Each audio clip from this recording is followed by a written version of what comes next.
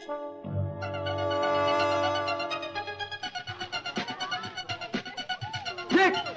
Dick! Alex, di ka na tayo! Dito! Ha? Halika muna rito! Toy, ayun si Alex. Frankie, tama na yan.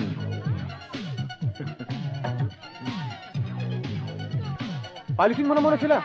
Sige na! Sige, tayo muna kayo. Oh, ano ba ate? Malaking problema, pare. Anong problema? Pinususurrender tayo ni Emong, sabi ng papa. Sino naman si Emong? Siya ang kinikilalang padrino dun sa lugar nila. Chuck, doon nagsumbong ang magsasampagita. Ah, yung papadri-padrino. Narinig ko na yun, pare. Alam mo, matagal ko na siyang gustong makilala. Gusto ko siya makaibol, pare. Pare, anong gagawin natin?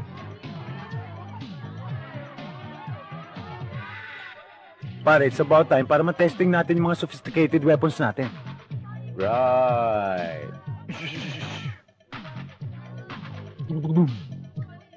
Tapos, clear natin ang bodega. No evidence. Then, pwede natin salvage si Emma. Right again! Pare, i-clear lang natin ang bodega. Eh bakit pa natin huntingin si Emong? Bakit? Pare, mag-isip-isip ka naman. Kaya natin mag-demanda yung chick. Mangyayari, salita niya, laban sa salita natin. Sigurado akong pagkatawanan siya sa husgado pagkatapos yung paikot-ikutin ng abogado natin. O yun, yun na lang gawin natin. Husgado, abogado, gago pala kayo eh. Pare, pag hindi tayo maksyon kaagad, hindi na tayo makakarating sa husgado. Uubusin na tayo ni Emong.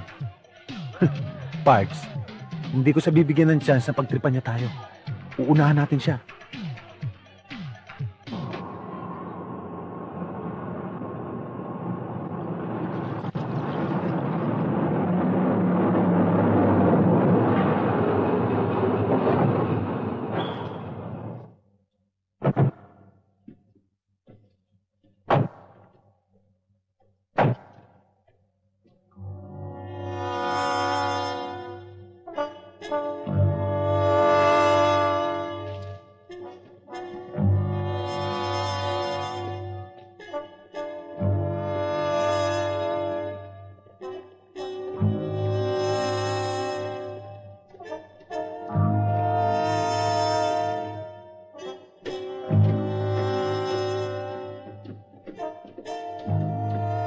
Pare, bilisan natin.